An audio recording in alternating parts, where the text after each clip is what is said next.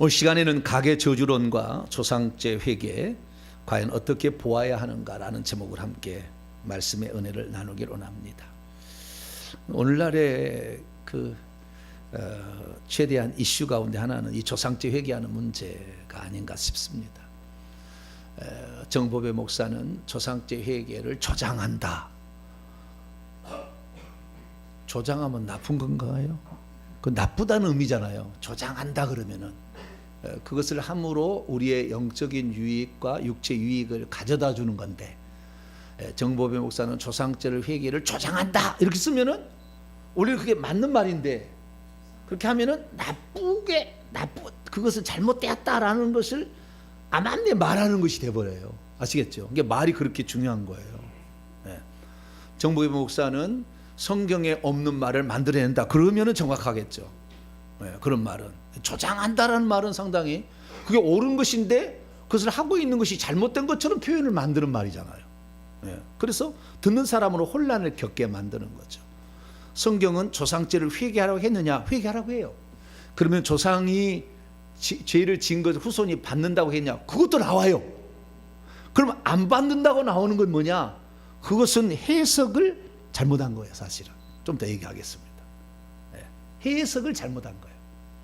그러니까 정확한 해석을 해내야 되는데, 해석을 잘못하면 조상이 지은 죄값을 후손이 안 받는다, 이것이 정통이고, 받는다는 네가 잘못했다 이렇게 얘기를 하는 거죠. 그래서 그런 문제들을 우리는 성경의 원문에 입각하여 또는 성경 해석법에 입각하여 바로 잡을 필요가 있는 거죠.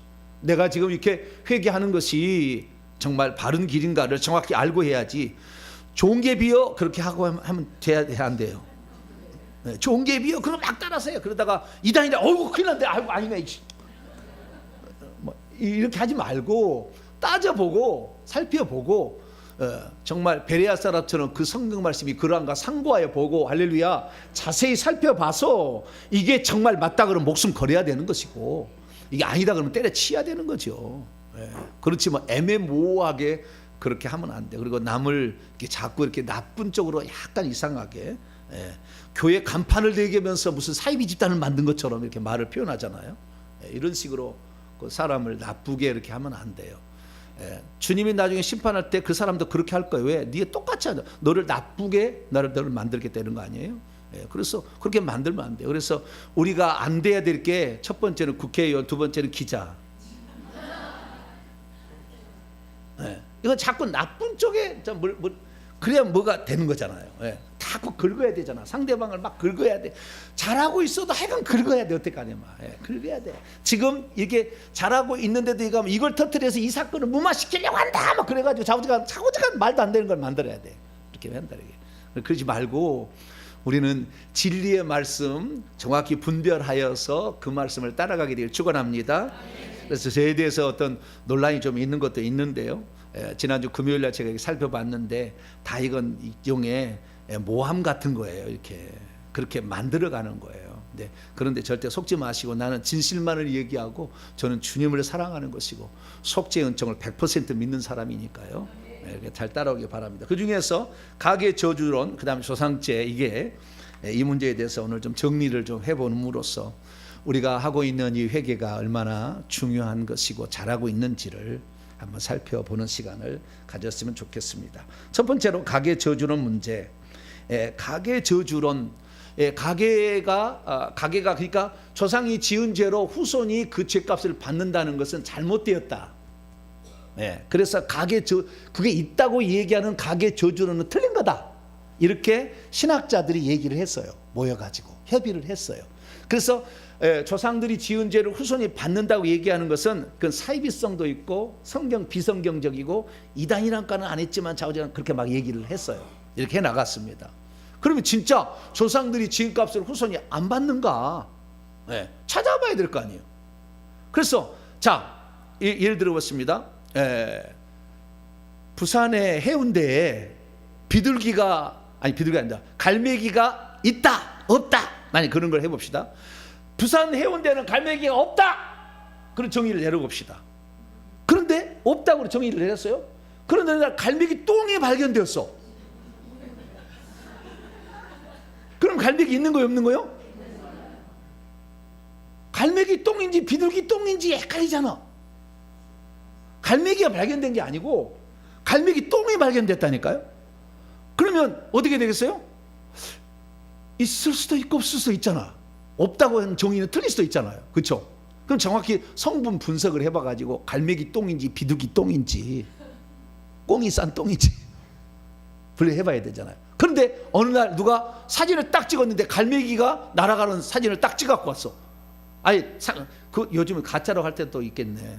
요즘 합성이 잘 돼가지고 AI가 막 합성해 주잖아요. 지금은 그것도 통하지 않겠네. 그럼 어떻게 해야 되지? 그 증명을 잡아버려. 날아가는 어떻게 갈매기를 어떻게 잡아버려요? 근데 동영상으로 찍었다 그럼 더 낫겠죠. 그래서 갈매기 없다고 그랬는데 갈매기가 있다는 증거가 나타나게 되면 하나라도 있으면 갈매기 있는 거잖아요. 조상죄에 대해서 회개해야 된다는 말이, 아니 조상이 죄를 지으면 후손이 받는다는 사례가 하나라도 있으면 조상죄는 안 받는다는 말은 틀린 거예요. 이해가 되시죠? 네. 그래서 제가 지난 금요일 날 얘기를 했어요. 네. 함이 저주를 받았어요. 셈과 야벳의 종들이 되라. 그를 봤더니 계속 그 종들이 되잖아요. 지금까지도. 네. 그러면 그 저주가 그럼 그 거짓말입니까? 아니잖아요. 우리가 여호수아도 공부했지만 아간이 죄를 지었는데 아간의 아들딸이 죽었어요. 부모의 죄값을 아들이 안 받는다며. 아들딸이. 그럼 아간의 그 아들딸이 죽은 것은 누구 때문에 죽은 거예요? 부모 때문에 죽은 거잖아. 잘못이 없잖아, 자식들은. 그런데 그런 벌을 받게 되잖아요. 하나라도 사례가 있으면 조상이 지은 죄 때문에 후손이 저주를 안 받는다, 이것이 맞다라는 것이 틀려버리는 거예요. 근데 수많은 사례가 성경에 있는데도 불구하고 그걸 무시하고 그냥 안 받는다 그런 거예요. 그러면 안 받는다라는 것을 어디에 나와 있냐니까 성경에 있다는 거예요. 그들도 신학자의 조사를 해보니까. 그래서 얘기하는 것이 에스겔서 18장이에요. 자, 에스겔서 18장 열어보세요. 부모의 죄값을 자식이 안 받는다 이렇게 나온다는 거예요.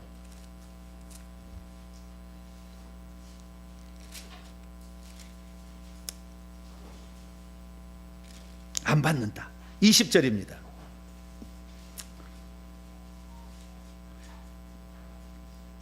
20절 이해를 위해서 18장 2절부터 4절까지를 먼저 읽겠습니다. 18장 2절에 4절 시작. 너희가 이스라엘 땅에 관한 속담에 이르기를 아버지가 신포도를 먹었으므로 그의 아들의 이가 시다고 함이 어찌 됨이냐. 주 여호와의 말씀이니라. 내가 나의 삶을 두고 맹세하노니 너희가 이스라엘 가운데서 다시는 이 속담을 쓰지 못하게 되리라. 모든 영혼이 다 내게 속한지라. 아버지의 영혼이 내게 속한 같이 그의 아들의 영혼도 내게 속하나니 범죄하는 그 영혼이 죽을지라. 여기서는 범죄하는 영혼이 죽는 거지 아버지의 죄를 아버지가 아들이 안 담당한다라고 얘기했다는 거예요. 그러면서 비유로 아버지가 신포도를 먹었으면 아들의 이가 시겠죠. 안 쉬잖아요. 아버지가 신포도를 먹었는데 왜 아들이 이빨이 쉬어요? 안 쉬잖아요. 그러듯이 아버지가 지은 죄를 아들이 안 받는다, 이렇게 이제 그것을 쓰는 거예요. 이것은 잘못된 적용이죠. 그거하고 다른 거예요. 그런데 어쨌든 이 비유를 갖다 쓴다는 말이죠. 그리고는 그러니까 아버지가 지은 죄는 아버지가 벌을 받고 아들은 벌을 안 받는다, 이게 맞다라는 거예요. 그런데 저와 같은 사람은 아버지가 지은 죄 때문에 아들이 해를 입었던 경우가 많이 나온다는 거죠.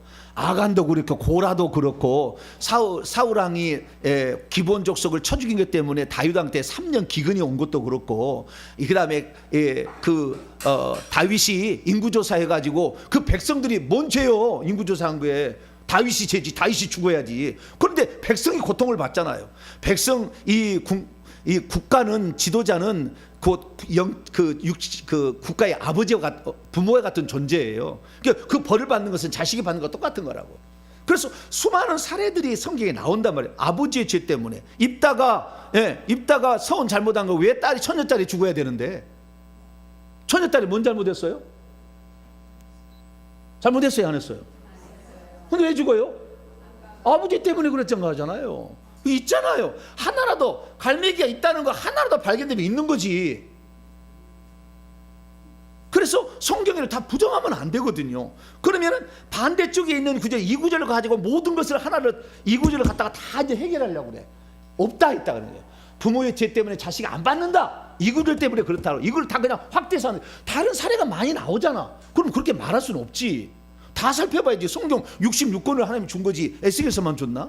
근데 에스겔서도 해석을 잘못한 거예요. 자, 좀 이따 설명을 해볼게요. 자, 그럼 그들이 주장하는 거 봅시다. 또 20절 요게 아주 요게 대표적인 구절로 쓰는 거예요. 가게 저주로는 되겠다 이렇게 얘기하려고 쓰는 거예요. 자, 20절 시작. 범죄하는 그 영혼은 죽을지라. 아들은 아버지의 죄악을 담당하지 아니할 것이요 아버지는 아들의 죄악을 담당하지 아니하리니 의인의 거기도 자기에게로 돌아가고 악인의 악도 자기에게로 돌아가리라. 그러니까 여기에 보니까 아들은 아버지의 죄악을 담당하지 않는다, 짊어지지 않는다. 아버지는 아들의 죄악을 짊어지지 않는다, 이렇게 나왔기 때문에 부모가 지은 죄들을 후손이 담당할 리가 없다, 그렇게 주장하는 거예요. 맞아요? 틀려요? 그럼 다 맞다고지. 왜냐면 이 구절만 딱 떼갖고 하면은, 왜냐면 그런 거 같지 않아요?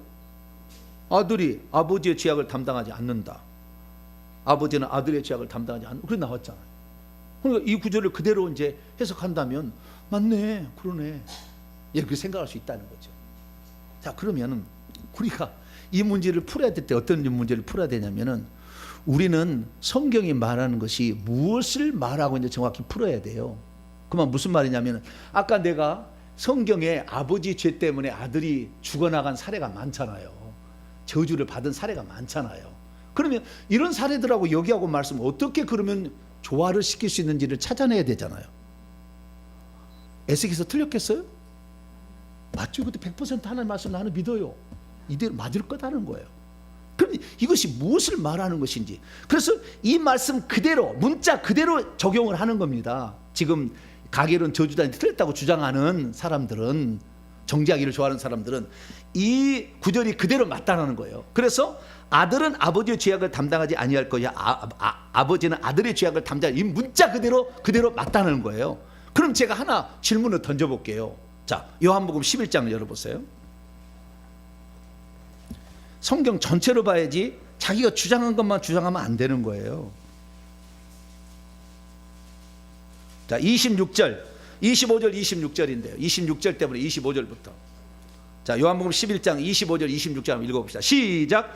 예수께서 이르시되 나는 부활이요 생명이니 나를 믿는 자는 죽어도 살겠고 무릇 살아서 나를 믿는 자는 영원히 죽지 아니하리니 이것을 내가 믿느냐. 자, 26절을 문자 그대로 대입해봅시다. 네가 살아서 예수를 믿었어, 너 영원히 죽지 않아요? 기다 양반 영원히 안 죽어? 아니, 문자 그대로 얘기한다, 문자 그대로. 그러면 안 죽은 사람 있어요? 그러니까 이것을 어떻게 해석하느냐 문제가 들어가는 거예요. 성경에 전체적인 원리가 있어요. 원리가 있다고, 원리가. 그 원리가 있는데 어떤 것은 그게하고 충돌된다는 말이 나와. 그럼 이것은 해석이 필요한 거라고. 아시겠죠? 문자 그대로가 아니고 해석이 필요한 거라고. 왜냐하면 성경 구절은 충돌될 리가 없으니까. 왜 성령의 감동으로 쓴 거 아니에요? 성령이 다른 분도 아니고 같은 분이잖아요. 그래서 우리는 이걸 어떻게 했냐면, 자, 들어보세요. 자, 25절. 예수께서 이르시되 나는 부활이요 생명이니 나를 믿는 자는 육신이 죽어도 영원히 살겠고 무릇 살아서, 육신이 살아서 나를 믿는 자는 영원히 죽지 아니하리니 이것을 내가 믿느냐. 맞아요? 틀려요? 내가 지금 해석한 거예요. 맞아요? 틀려요? 이거 맞잖아. 다시 내가 해볼게요. 이 문자 그대로는 틀리다니까. 26절. 살아서 믿는 사람 안 죽은 사람 있어요? 영원히 사는 사람 있어요? 없잖아요. 그럼 이것을 해석을 해야 되잖아. 틀린 일 없을 거고. 그럼 제가 해석을 하는 거예요. 자, 보세요. 다시. 예수께서 이르시되 나는 부활이요 생명이니 나를 믿는 자는 육신이 죽어도 영혼은 살겠고 무릇 육신이 살아서 나를 믿는 자는 영원히 죽지 아니하리니 이것을 내가 믿느냐. 할렐루야. 해석이 되잖아. 안 틀렸잖아. 방금 틀렸어요? 안 틀렸어요? 안 틀렸죠? 해석을 한 거예요. 나는 해석을.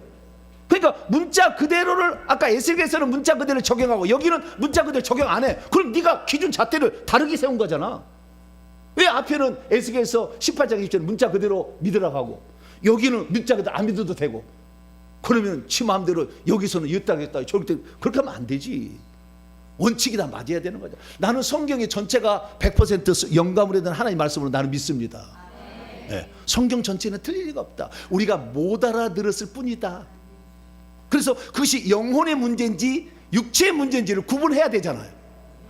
또 하나 봅시다. 누가복음 9장.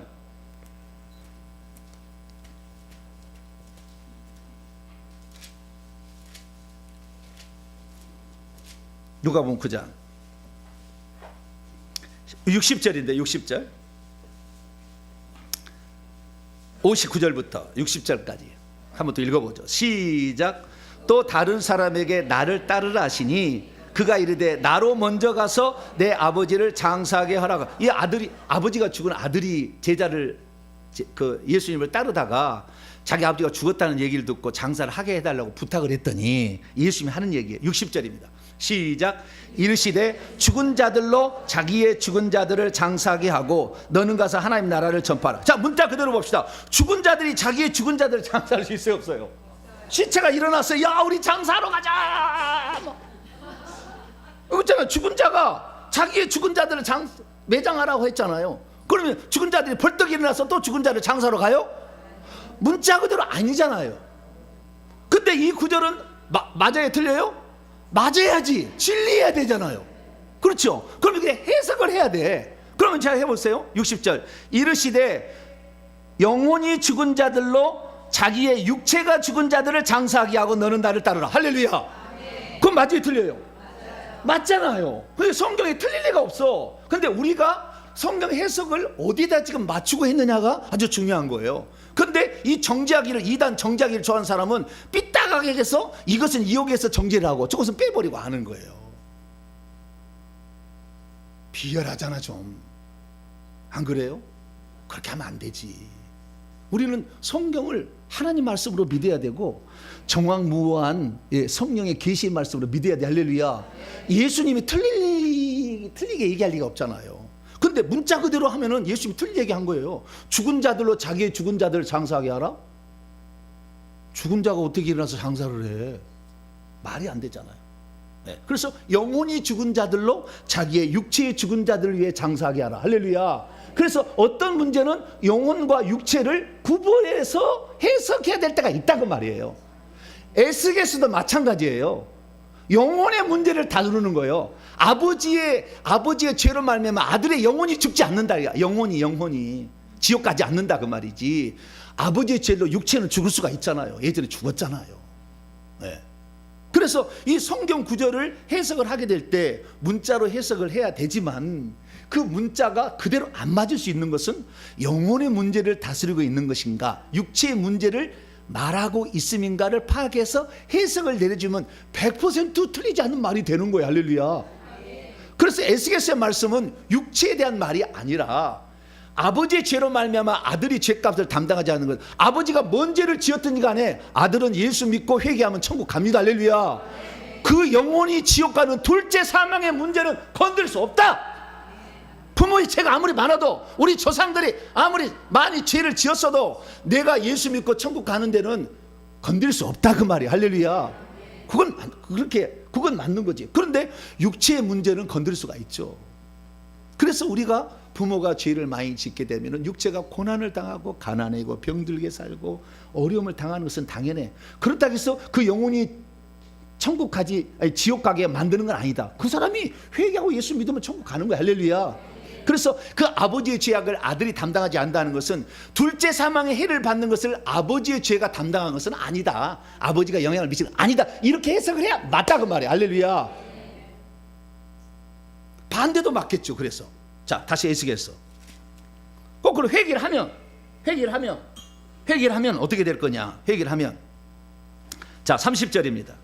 30절.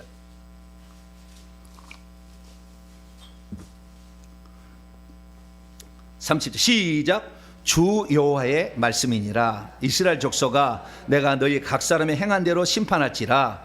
너희는 돌이켜 회개하고 모든 죄에서 떠날지어다. 그래야지 그것이 너희에게 죄악의 걸림돌이 되지 아니하리라. 너희가 회개하고 돌이키면은 28절에 돌이키면 살고 반드시 죽지 않는다고 그래요. 여기 더 나가서 회개하면은 살고 죽지 아니한다는데 육체가 살고 죽지 않는 것이 영혼이 살고 죽지 않는 거예요? 영혼이 죽지 않고 살고 문제나. 회개한 데서 육신이 안 죽어요? 그럼 여기에 28절대로 그대로 적용을 해봅시다. 자, 27절 28절 한번 다시 한번 읽어봅니다. 시작. 만일 악인이 그 행한 악을 떠나 정의와 공의를 행하면 그 영혼을 보전하리라. 그가 스스로 헤아리고 또 그 행한 모든 죄에서 돌이켜 떠났으니 반드시 살고 죽지 아니하리라. 이 구절대로 한다면 회개하면은 육체가 안 죽어야 되잖아. 근데 이 말은 뭐예요? 영혼이 죽지 아니하는 말이지 육체가 안 죽는다는 말이 아니잖아요. 그러니까 어떤 문제에 있어서는 우리가 생각할 때 이성적인 판단으로 봤을 때 이것이 옳지 않다고 하는 부분은 영혼에게 적용해야 될지 아니면 육체에 적용해야 될지를 구별해서 해석을 해줘야 되는 거예요. 근데 뭉뚱그려 갖고 무조건 가게 저주는 틀렸다 하려고. 가게 저주가 저주라고 말은 참 좋지 않아서 나도 안 쓰고 싶어요. 우리가 가게 저주는 나는 가게 저주는 하고 아무 상관없는 사람이에요. 한 번도 나는 메릴린 그쪽하고요 이윤호 박사 나는 한 번도 접촉한 적도 없는 사람이에요. 나는 성경만 믿고 따라가는 사람이니까요. 그쪽은 별로 나하고 상관이 없어요. 그러면 이런 가게 저주론이 아닌 그럼 성경적인 것은 뭐냐? 나는 성경에 나오는 그대로 믿는 거예요. 성경은 그대로 믿는 건데 그대로 믿어서 그대로 대입해 보니까 이것이 그대로 답이 나왔어요. 원리가 되었어요. 그래서 나는 그걸 믿는 거예요. 자, 그런데요 이 가게 저주에 틀렸다 하는 사람들, 이단 정죄를 좋아하는 사람들은 출애굽기 25장도 안 믿으려고 그래요. 자, 출애굽기 25장 20장 5절 십계명을 안 믿으려고 한다니까. 성경은 분명히 이렇게 약속했으면 그대로 돼야 안 돼요? 그대로 될 수밖에 없죠. 그대로 될 수밖에 없어요. 출애굽기 20장 5절입니다 5절을 위해서 4절 5절 한번 읽어봅시다. 시작. 너를 위하여 새긴 우상을 만들지 말고 또 이로 하늘에 있는 것이나 아래로 땅에 있는 것이나 땅 아래 물속에 있는 어떤 형상도 만들지 말며 그것들에게 절하지 말며 그것들을 섬기지 말라. 나 내 하나님 여호와는 질투하는 하나님이신즉 나를 미워한 자의 죄를 갚되 아버지로부터 아들에게로 3, 4대까지 이르게 하거니와 죄값을 묻겠다는 거야. 누구에게? 아들 3, 4대까지. 그래서 부모가 지은 죄값으로 말미암아 아들이 고통을 당할 수 있어요, 없어요? 있다라고 얘기하잖아. 그러면 있는 거예요, 없는 거예요? 없다고 하는 거예요. 그게 왜 없느냐? 그랬더니 갈라 3장 13절을 갈고 와. 이제 없다는 거예요. 왜? 그리고 또 나간 사람은 그건 구약이고 예수님 시대는 달라졌다 이렇게 또 얘기하는 사람도 있어요. 그래서 갈라디아 3장 13절 또 봐요. 이제 또 그러면 뭔가 또 해석을 해야 되잖아요, 그죠? 왜? 두 개 말은 틀릴 리가 없을 거니까. 성경 말씀은 다 맞을 거니까. 자, 갈라디아서 3장 13절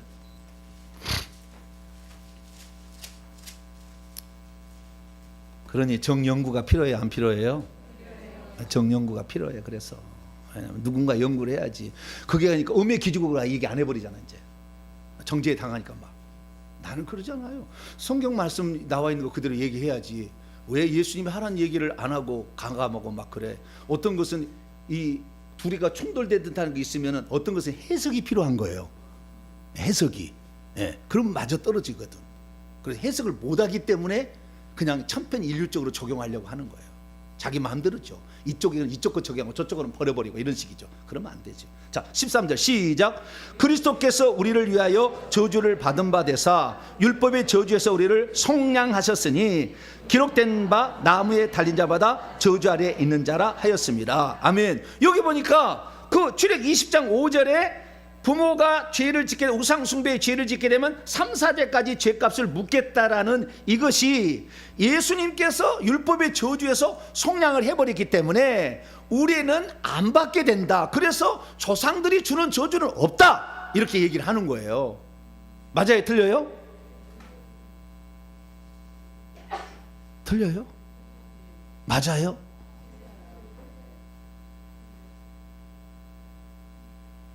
저는 이렇게 봅니다.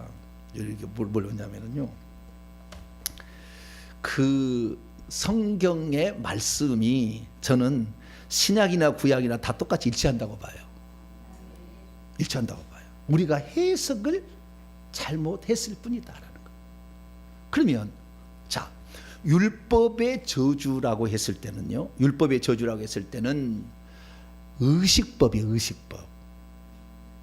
다 의식법이에요. 그러니까 예를 들어서 할 일을 행하지 않는 거, 안식일을 지키지 않는 거, 음식을 가려 먹지 않는 거, 정부정을 가리지 않는 거, 의식법, 제사를 다 의식법이라고. 그 의식법은 예수님이 없앤 거예요. 그러나 십계명을 없애지는 않았어요. 십계명은 의식법이 아니에요. 그러니까 우리가 지금 돼지고기 먹어도 돼요? 안 먹어도 돼요? 그리고 구약 시대에는 돼지고기를 유대인들이 먹으면 죄 아니에요? 레위기 11장 보면 죄야. 네. 그런데 이 예수 그리스도의 그런 의식법들은 예수님이 오셔가지고 폐지했어요. 그래서 사도행전 10장에 베드로가 환상, 보자기 환상을 통해서 더러운 짐승이 있었는데 잡아먹으라는데 안 잡아. 나는 어려서부터 안 잡아. 내가 깨끗해 한 것을 왜 더럽다 그러냐. 이 의식법이라는 것은 모형이고 실체가 없어질 거예요. 그러니까 여기는 의식법들은 뭐냐면 전부 다 모델하우스예요. 집이 지어지면 없어질 거예요. 그래서 예수님의 실체가 왔어요. 유월절 어린 양의 실체인 예수님이 오셨어요. 그럼 유월절 지켜야 돼, 안 지켜야 돼요? 안 지켜도 되는 거예요. 예수 믿으면 유월절이 지켜지는 거예요.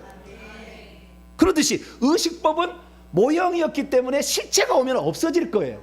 그림자야 이쪽은 다. 그래서 실체가 없어지는 거예요. 그 실체가 없어 이루어져. 그래서 의식법들은 없어지지만 십계명은 의식법이 아니에요. 자, 마태복음 5장.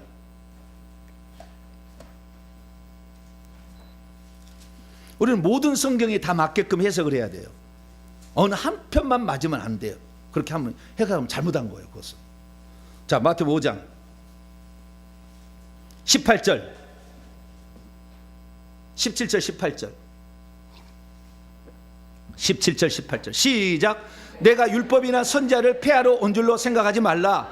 폐하러 온 것이 아니요 완전하게 하려 함이라. 진실로 너희에게 이르노니 천지가 없어지기 전에는 율법의 일접 일획도 결코 없어지지 아니하고 다 이루리라. 아멘.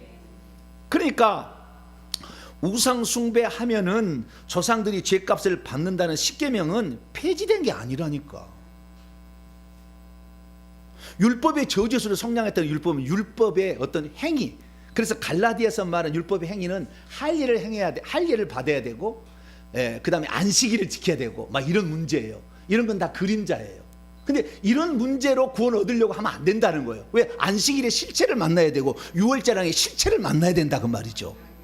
그래서 그렇게 되는 것이니까. 그런데 우상 숭배하면 그 죄값을 받는다는 것은 과거에도 통하고 지금도 앞으로도 통할 일이지, 우상 숭배해가지고 천국 갈 사람 없어요.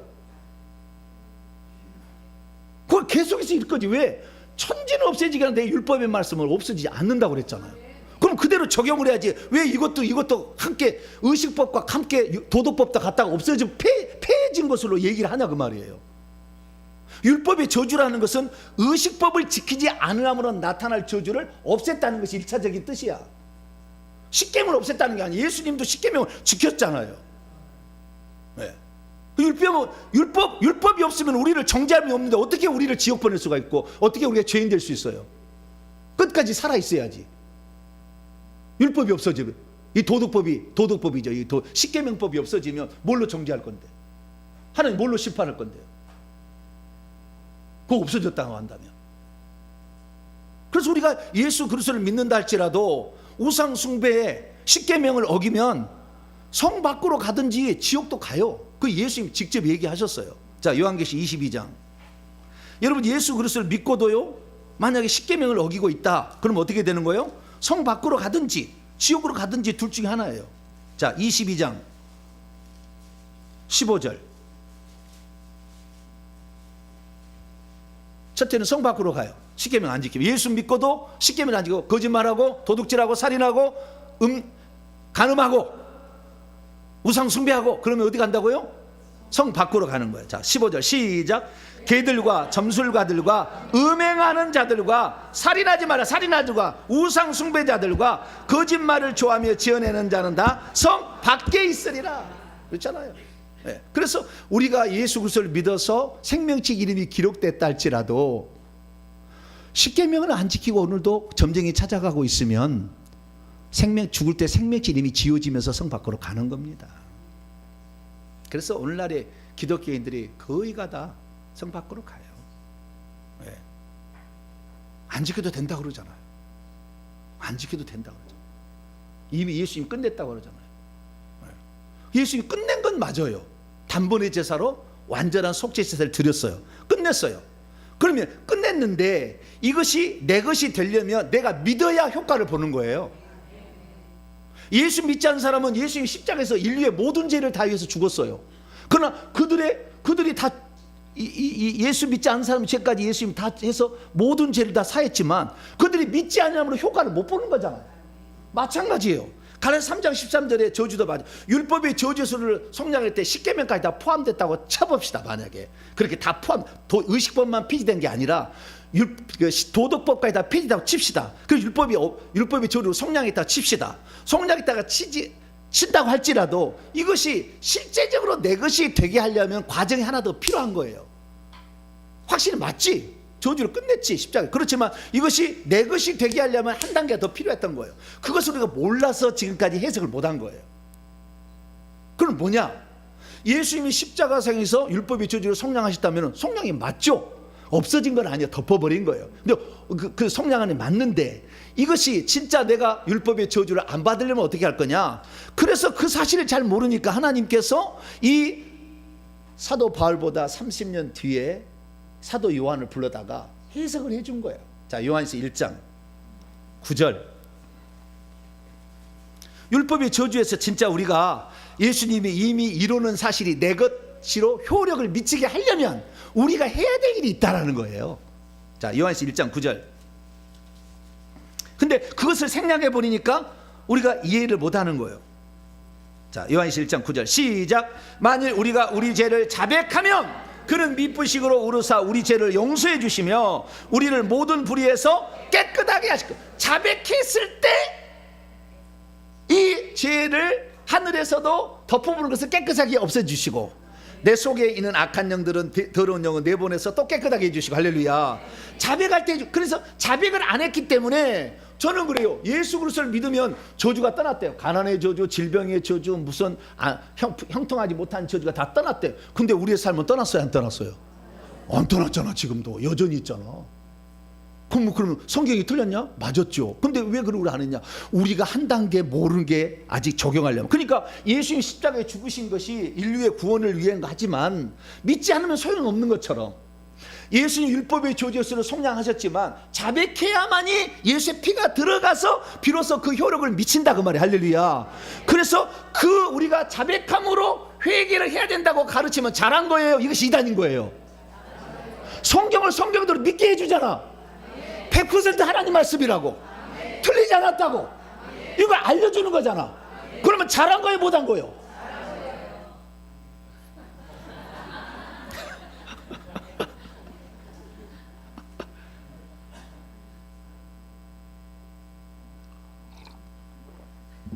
아니 제가 부목사 때 잠실에 부격절에 있었는데 잠실에 있으면 부자들은 그 삼성 서울병원 그 다음에 또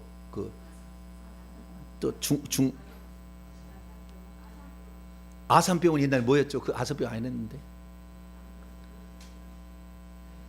그 병원이 있잖아요. 예, 그 병원이 있어 그리 가는 거예요. 예, 그리 병원 가는데 좀 적으면 서울시립병원 가요. 거기서는 이렇게 정해져 있어요.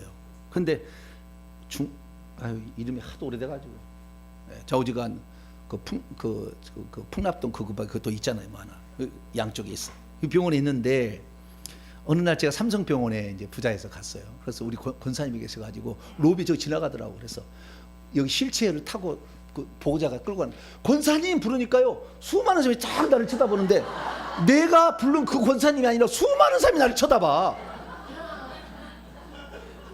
그 로비에 권사님이 많았던 거예요. 아니 그리스도의 율법의 저주에서 너의 저주를 없애었으면 거기 가지 말아야 될 거 아니에요. 왜 삼성 서울병원에 가 있어?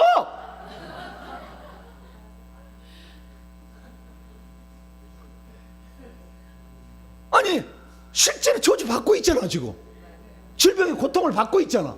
그것도 몇 대째 어떤 사람은 일찍 죽어서 심장병으로 계속 아들만 나면 심장으로 또 죽고 그 심장병으로 지금 수술하고 왔잖아. 그건 아니요. 그 실제로 무시하면 되는 거예요. 그냥 그건 잘못 오진한 거예요? 그렇게 하면 안 되지. 왜 실제를 무시해? 실제가 있는데 그게. 그러면 우리가 해석을 뭔가 잘못한 거잖아요. 그럼 제가 해석을 해드리는 거예요. 갈라디아 3장 13절은 설령 이것이 의식법의 저주에서 속량한 게 아니라 도덕법까지도 속량했다고 칩시다.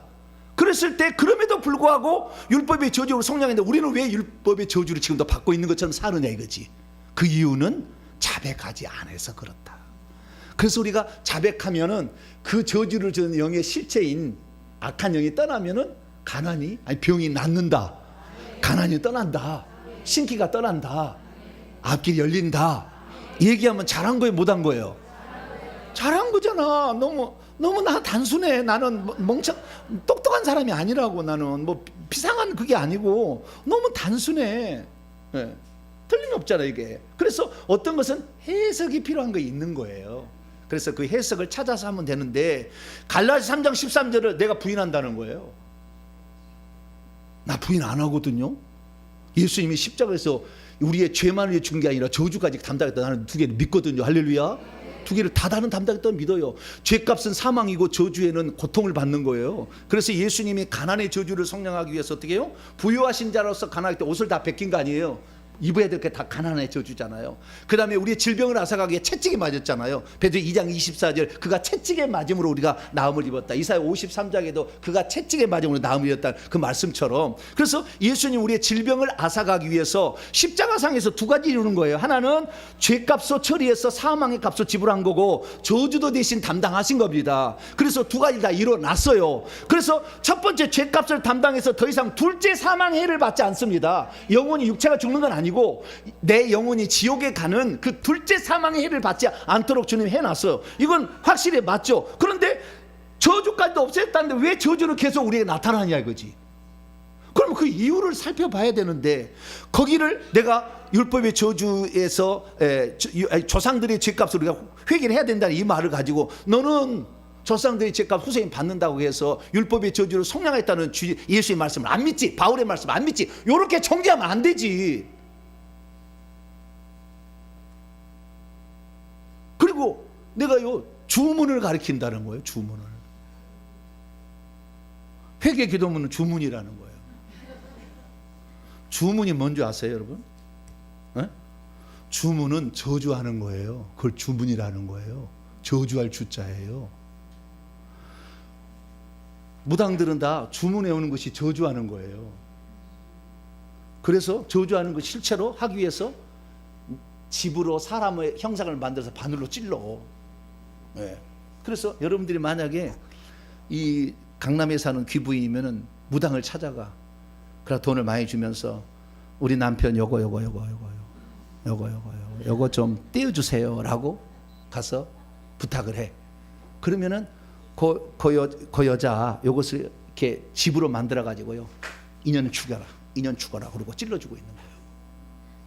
그것을 잘 죽을 수 있도록 문서를 만들어서 읽으면 저주문이 되는 거예요.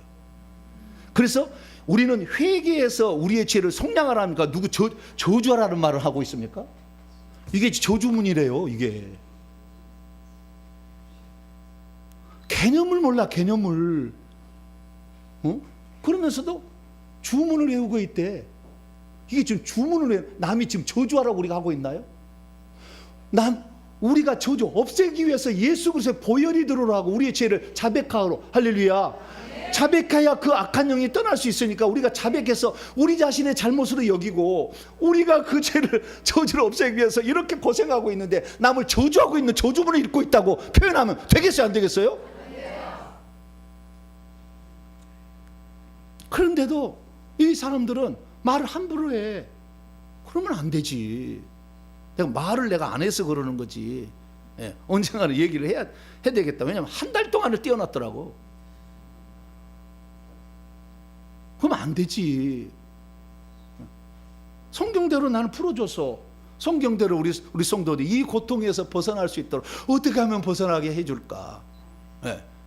어떻게 하면 벗어나게 해줄까? 그래서 찾아서 원리들을 제가 설명을 해서 진짜 했더니 진짜 질병이 사라지고 돈도 이제 새 나갔던 게 새 나가고 할렐루야. 그럼 되잖아요. 잠 못 자는 사람, 불면증에 시달리는 사람이 잠을 제대로 자고 그렇게 되잖아요. 무릎이 아파가지고 너무 힘들어 죽겠는데 무릎이 낫잖아요. 허리가 힘들어하겠는데 허리가 낫잖아요. 귀가 안 들리는 어린아이가 왔더니 귀가 뚫려서 귀가 열리잖아요. 그 귀가 열린 손자의 그 할머니가 저거 갖다 놓은 거예요. 저거 쌀 추수감사절 보내온 거예요. 내 손자 귀가 안 들리는 거 들리게 해줬다고. 귀신 쫓아줬거든. 그랬더니 들려요. 안 들렸는 거예요, 얘가. 그러면 이게 고마운 일이에요? 이것이 사람을 괴롭히는 일이에요? 십자가의 능력을 부인하는 거래, 내가 나한테. 십자가의 능력이 얼마나 큰지를 더 알려주는 거죠. 십자가의 그 복음을 희석시키거나 축소시키거나 거부하고 부정한 게 아니라 예수 그리스도의 피가 얼마나 효력이 있는지를 더 강력하게 얘기해 주는 거잖아. 할렐루야. 이게 고마운 일이어야 되는데 어쨌든 남을 씹기를 좋아하면은 자우장 그렇게 써가지고 남을 힘들게 해. 그러고는 두 다리 뻗고 잠을 잘지 모르겠어요. 진짜. 차라리 말 안 하면 좋지. 왜 말을 해가지고. 하나님은 우리를 불꽃 같은 눈으로 다 보고 있잖아요.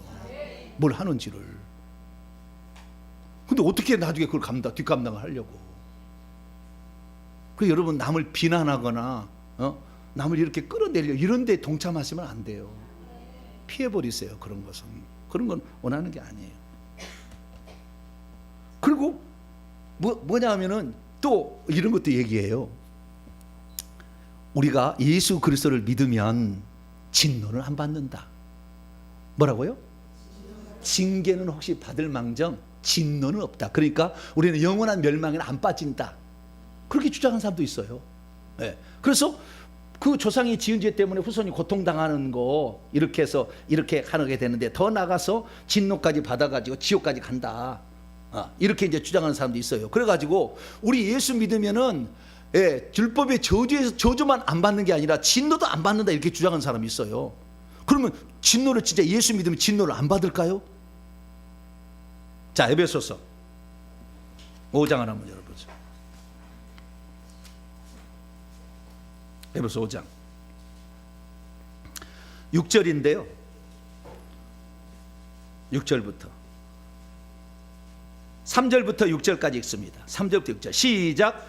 음행과 온갖 더러운 것과 탐욕은 너희 중에서 그 이름조차도 부르지 말라. 이는 성도에게 마땅한 바니라. 누추함과 어리석은 말이나 희송의 말이 마땅치 아니하니 오히려 감사하는 말을 하라. 너희도 정녕 이것을 알거니와 음행하는 자나 더러운 자나 탐하는 자 곧 우상 숭배자는 다 그리스도와 하나님의 나라에서 기업을 얻지 못하리니 누구든지 헛된 말로 너희를 속이지 못하게 하라. 이로 말미암아 하나님의 진노가 불순종의 아들에게 임하나니. 지금도 음행하고 더럽고 우상 숭배하게 되면 그 하나님의 진노가 임한다잖아. 율법이 아니라 바울이 얘기한 복음이잖아. 여기에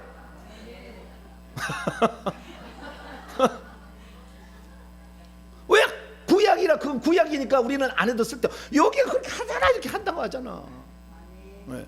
지금도 그 우상 숭배하면은 하나님의 진노를 하나님이 준다고 하잖아. 여기에 그럼 진노를 받는 거지. 진노는 없대요. 그래서 얼마큼 얘기하냐면은 여기 저기 우리 교단에서 어느 교단에서 가게 저르는 전전하는 거 보면은 용서하는 하나님이 우선하고 진노하는 하나님은 이제는 약화됐다. 그래서 용서하는 하나님 무조건 용서해 준다. 그런데 왜 당신은 용서 안 한다고 얘기를 하느냐? 용서 안 한다고 얘기하잖아. 네. 진노를 한다고 얘기하잖아요. 그러니까 얘기를 하는 건데 혹시 무엇이 또 잘못됐다고 또 비성경적인 주장을 한다고 나한테 얘기를 하고. 나는 성경만 주장하는 사람이에요. 나는 우리 교단 신학도 안 따라가는 사람이에요. 내 교단을 아끼고 소중하게 여깁니다. 왜? 내가 거기서 목사 한 수를 받았으니까. 그러나 잘못된 주장을 따라갈 수는 없는 거죠. 내 부모가 빨치산이라고 내가 꼭 빨치산 해야 됩니까? 안 하면 되는 거지. 내 부모가 빨치산인데 왜 나하고 뭔 상관이야? 그럼 부모가 빨치산이고 나는 주 예수를 그리스도를 믿어서 저주를 벗어나면 되는 거지. 할렐루야. 너 저주 이 회개에서 구원받고 저주 벗어나면 되는 거지. 근데 나를 막 정죄해. 너는 거기 있다고 말이에요. 너는 통합 측에 있다고 막 나를 정죄해. 부모가 그런 것을 부인할 수는 없잖아요. 그러나 부모의 믿음으로 내가 지옥 가는 거 아니잖아요. 나 믿음으로 가는 거니까. 내가 예수 믿고 내가 회개하는데 소속이 무슨 상관이 있겠으며. 네? 중세 시대에 그러면 천주교에 소속된 사람 다 지옥 가야 되네? 소속이 중세였으니까? 중세에 여러분이 태어났으면 다 지옥 가야 돼. 왜? 중세에는 카톨릭밖에 없었잖아. 그렇게 막 함부로 정죄하면 안 되지. 그런지 정죄하기를 좋아하는 사람은 별걸 다 그 끄집어 당겨 이렇게 하는데 그건 남을 비난하는 속성이 있는 거예요. 그렇게 하면 안 되지. 네. 나는 복음의 진리를 반대한대요.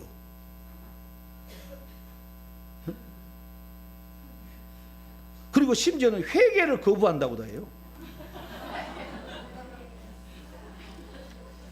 네? 회개를 거부하고 자신의 잘못을 조상의 탓으로 돌려 운명론을 부추기며 자신의 죄책을 회피하여 예수께서 요구하신 회개를 거부하고 오히려 죄악된 생활에 안주하게 한다.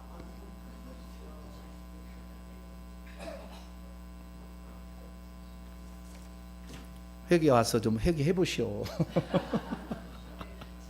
얼마나 회개를 내가 강조하는데 남을 막 저주하는 게 아니고 그 저주를 없애기 위해서 우리 스스로가 회개를 해서 눈물로 회개해서 이것을 없애므로 우리 후손만큼은 좀 맑은 아래서 살게 하는데 이것이 뭐가 그리 잘못됐다고 조상죄 얘기한다고 논란, 가계 저주론 따라간다고 논란. 가계 저주론의 그 신학적인 정의가 틀렸어.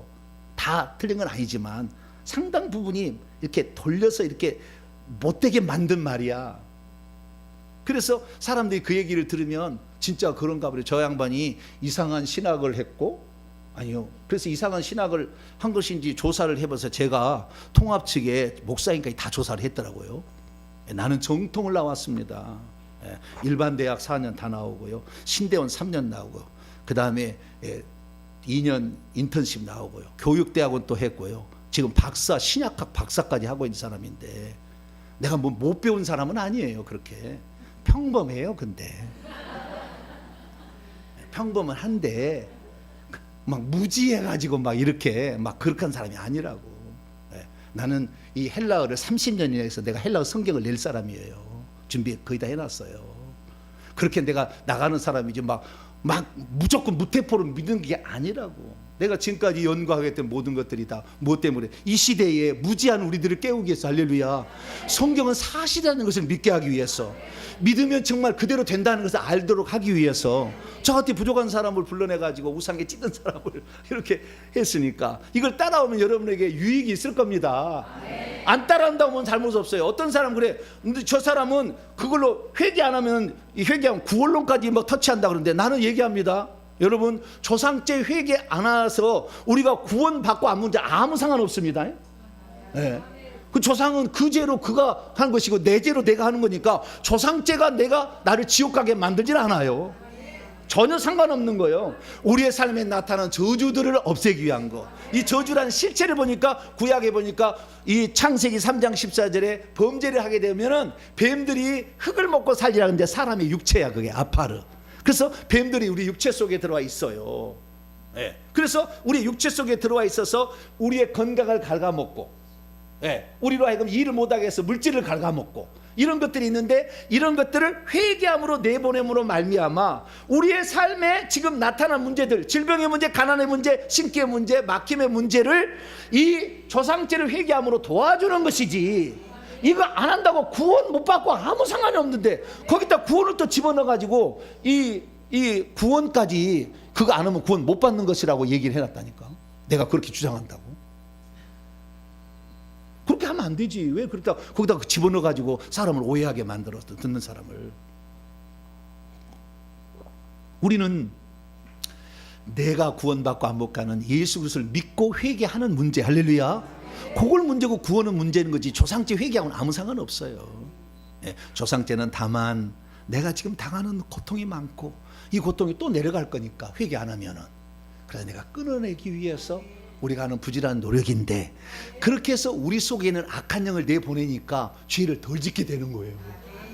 그 전에 갈라디아 2장 20절에만 딥다고 해서 나는 그리스도와 함께 십자가에 못 박아 죽었다. 나는 시체다. 시체가 화를 내냐? 절대 화를 못 낸다. 내가 10년을 연구를 하고 실행을 해봤어. 그런데도 성질이 나와요, 안 나와요? 어느 순간에 나오려고 그래. 내버리지 않았지만 나오려고 그러더라고. 그래서 아직도 남아있구나. 그런데 이것이 점차 회개를 해서 혈기 분노의 영이 사라지니까 혈기 분노가 안 나오더라. 회개 기도문으로 기도를 1000번 하면은 죄를 덜 짓게 되더라. 이것만 얼마나 감사해요. 그래서 엄마의 성품이 달라져서, 야, 엄마가 나에게 이렇게 자상한 분이었나. 엄마 진짜다. 진짜 신앙이다 이거. 네. 그래서 자식이 믿기 시작하고, 네. 엄마가 정말 하나님의 살아계심을 정말 믿어서 악한 일과 싸워서 가족을 위해 세쓰는 게 너무 귀하고 감사해서 엄마 고맙습니다. 이렇게 하는 거잖아요. 우리 자식들 신기에 들려가지고 제사의 세력이 있어서 불신앙의 세력이 가득 있어가지고 이들이 구원 안 받으려고 막 거부하는데 무엇으로 그들을 전도할 건데, 나이가 다 드셔가지고 이제는 큰 놈들 자식들 어떻게 전도할 건데? 불가능해. 우리가 회개해서 자식의 내려간 영을 뽑아버리면 자식이 달라진다니까요. 소망 있는 말이에요. 어디에도 이런 것이 없었다고요. 네. 그래서 이게 복음의 진리를 반대하고 궁연에 영향을 미친다고 얘기를 한다는 것이 잘못됐다는 말이 그가 잘못됐어. 네.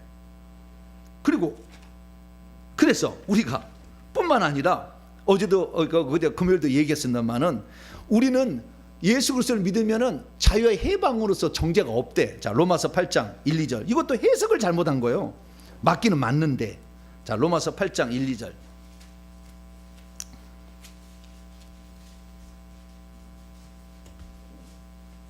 로마서 8장 1, 2절 시작. 그러므로 이제 그리스도 예수 안에 있는 자에게는 결코 정죄함이 없나니 이는 그리스도 예수 안에 있는 생명의 성령의 법이 죄와 사망의 법에서 너를 해방하였습니다. 죄와 사망의 법에서 해방했기 때문에 우리는 정죄함이 없는데, 정죄함이 없으면 무슨 우리가 저주를 받느냐? 저주 안 받는다 이거예요. 여기는 무엇에서 해방된다겠어요? 죄와 사망, 저주는 나오지도 않아. 확장해서 간 거예요. 확대한 거예요. 왜곡한 거예요. 첫째, 저주에 안 나오잖아. 저주에서 해방했다 안 나오잖아요. 근데 저주를 해방했다는 구절로 이 구절 갖다 쓰는 거예요. 저주가 안 나오잖아. 죄와 사망에서 해방했다 했잖아. 왜 그렇게 확대해서 왜곡을 시키는 건데? 두 번째, 그 다음에 그리스도 예수 안에 있는 자에게는 결코 정죄함이 없지 않잖아. 믿는 자가 아니라. 믿는 것은 요한기 3장 20절에 마음의 문을 열고 주님을 우리에게 받아들이는 거 아니에요? 네가 네 마음을 열고 내 속에 주님이 우리 속에 들어온다 하잖아요. 그래서 믿는다는 것은 예수님을 내 안으로 받아들이는 거예요. 내가 더 큰 집합이고 예수님 작은 집합이죠. 그런데 예수 안에 있는 자이라는 것은 내가 예수 안으로 들어가기 때문에 예수님이 큰 집합이고 나는 작은 부분 집합이에요.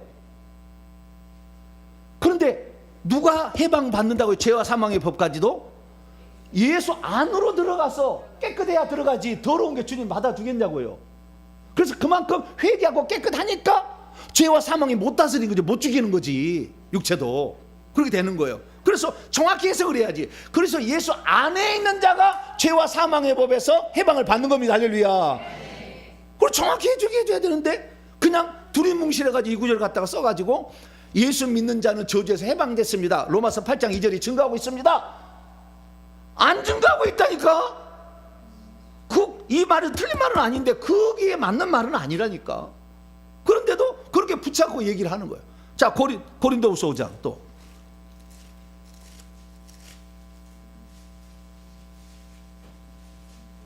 17절. 우리가 예수 안에 있는 자는 결코 새로운 피조물이 됐기 때문에 저주 절대 안 받는데, 또 그리고 이 구절을 갖다 넣어놨어. 예수를 믿는 사람들은 새로운 피조물이기 때문에 저주를 안 받는데, 그리고 고린도후서 5장 17절 얘기해. 시작. 그런즉 누구든지 그리스도 안에 있으면 새로운 피조물이라 이전 것은 지나갔으니 보라 새 것이 되었도다. 새 것이 되었는데 무슨 속에 귀신이 있으며 새 것이 되었는데 무슨 저주를 받겠느냐? 안 받는다. 그런데 원문 그리스도 안에 있어야 된다고 하잖아. 이것도. 그래서 안에 들어가 보세요. 새로운 것이 될 수밖에 없지. 안 들어가서 문제인 거지. 그래서 우리는 성경을 정확하게 그대로 있는 본문 그대로 얘기를 하면은 틀린 게 없고, 어떤 것은 안 맞는다 그런 것은 해석을 하면 돼. 육체의 문제냐 영혼의 문제냐, 그러면 답이 딱 나와버려. 그럼 다 해결될 것을 이렇게 해서 실제적으로, 그리고 이 어떤 신학자들이나 이런 기자들은 실생활 삶이 없잖아요. 나는 목회 직접 현장에 사람들 다 상황을 보고 내가 경험을 해본 것들을 나는 살아봤잖아. 이렇게. 그러면 내가 전문가예요, 그가 전문가예요? 네? 탁상에서만 공부만 하는 사람이 전문가예요, 제가 전문가예요? 나한테 와서 물어보는 게 오히려 낫지 않을까요? 왜? 나는 실제로 경험하고 있잖아. 내가 그런 저주 가운데 살았던 사람이고, 그래서 그걸 살아내서 해결됐으면 그 해법을 이렇게 좋은 것을 내가 기사로 쓰겠습니다. 그래야 되잖아.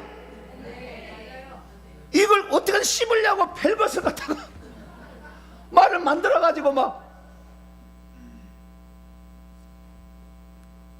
정말 이 좋은 참 이 진리의 복음, 해방의 복음을, 이것을 더 사람이 알 수 있도록 해줘야 기자를 하나님께서 기뻐하시고 복을 주실 거고 후손도 복을 줄 거지.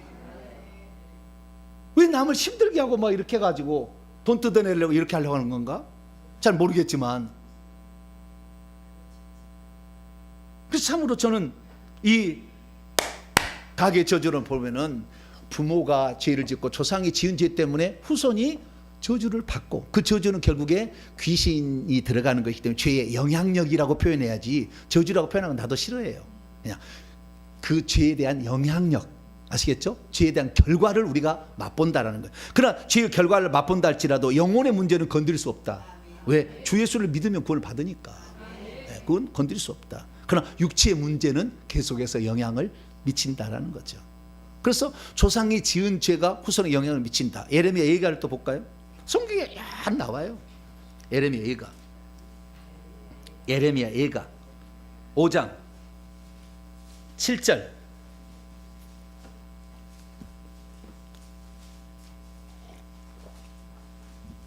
이런 구절을 빼야지. 그러면은 조상들 지은 죄로 후손이 벌을 안 받는다 그러면 이런 걸 빼야지.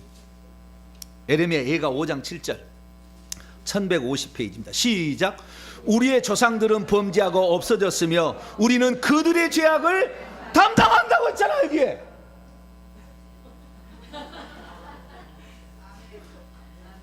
부산 해운대 갈매기가 한 번만 있다도, 한 번만 있어도 발견됐으면 있는 게 없는 거예요. 있는 거지. 여기 담당한다고 이제 한 번이라도 나오면 담당하는 거지.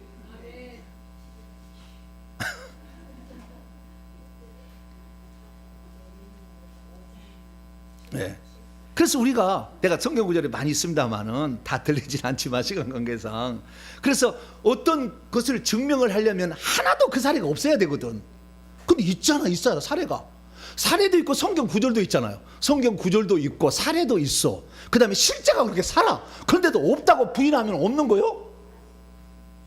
왜 그렇게 됐는지를 확인해서 그게 진짜 말씀대로 이루어지도록 만들어줘야 목사지. 할렐루야. 그것을 할 수 있도록 도와줘야 목사인 거지. 없다고 부인하고 그거 하면 이단 정지하면 그게 목사예요? 그게 총회예요? 한국교회가 그래서 참 주님이 얼마나 안타깝게 생각하겠어요. 총회로 모여서 이 진리의 말씀을 전하라고 총회 보내주면 이거 정지하고 말이지. 예. 진리를 말하는 사람을 곡해를 해가지고 아주 못된 사람을 만들어 놓고, 나는 이건 이렇게 어쩔 수 없는 걸 하는 거냐면, 너는 왜 교단의 신학을 따라가지 않느냐? 그 말은 나는 할 말 없어요. 너는 왜 교단의 신학을 안 따라가냐? 그것에 대해서는 할 말 없어요. 나는. 그러나 다른 것에 있어서는, 나는 당신은 왜 성경에 안 따라? 저는 성경을 100% 믿습니다. 그걸 물어보셔야 돼. 나한테 교단의 신학을 물어보지 말고. 예? 어딘가에서 나는 태어나야 되기 때문에 통합지게 태어났지만, 그러나 나는 예수님의 복음을 전할 사람이지 교단의 신학을 전할 사람이 아니거든. 교단의 신학은 이쪽은 맞지만 이쪽은 틀리다니까. 그럼 누군가 이단이요. 그럼 누구나 정죄하는 거잖아요. 그러니까 자기의 신학을, 교단 신학을 강조하는 것은 남을 정죄하는 거라고. 여기는 지옥 간다는 얘기라고. 그렇게 하면 안 되지. 그런 문제는 내려놔야 되는 거죠. 그 문제 갖고 정죄할 수는 없는 거예요. 다른 문제 갖고 해야지. 주 예수를 믿지 않으면 구원받는다, 그렇게 얘기한다면 정죄해야지. 이만희처럼 나를 믿으라 그러면 그 사람 정죄해야지. 저는 주 예수 그리스도를 믿으라고 합니다. 할렐루야. 주 예수님이 그리스도와 하나님의 아들이고 주 하나님, 할렐루야. 한 분 하나님자 삼일체 하나님, 할렐루야. 그걸 믿어야지. 나를 믿으라고 합니까 내가?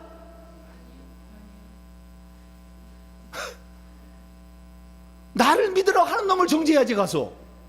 네.